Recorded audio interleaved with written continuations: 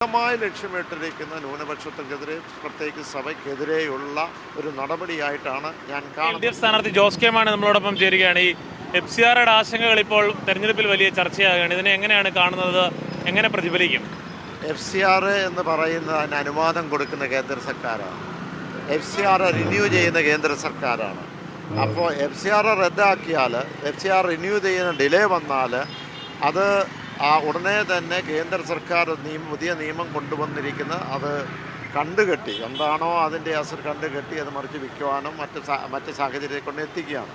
അപ്പോൾ ഇത് കൊടുക്കുന്നതും ഇത് റിന്യൂ ചെയ്യുന്നതും കേന്ദ്ര സർക്കാർ തന്നെയാണ്.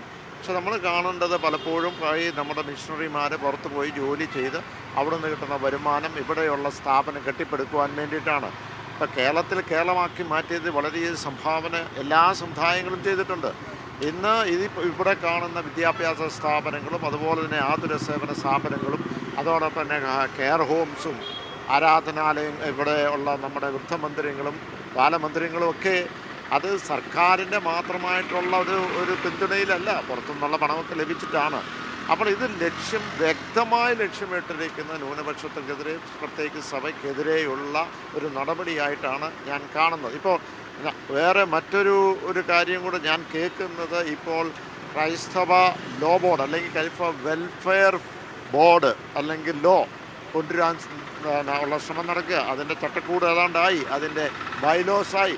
അവിടെയൊക്കെ കാണുന്നത് നമ്മൾ ഈ കൂദാശയും മറ്റു കാര്യങ്ങളും ഒക്കെ ഇതെല്ലാം അവരുടെ കൺട്രോളിലേക്ക് കൊണ്ടുവരിക എന്ന ലക്ഷ്യത്തോടു കൂടിയാണ്.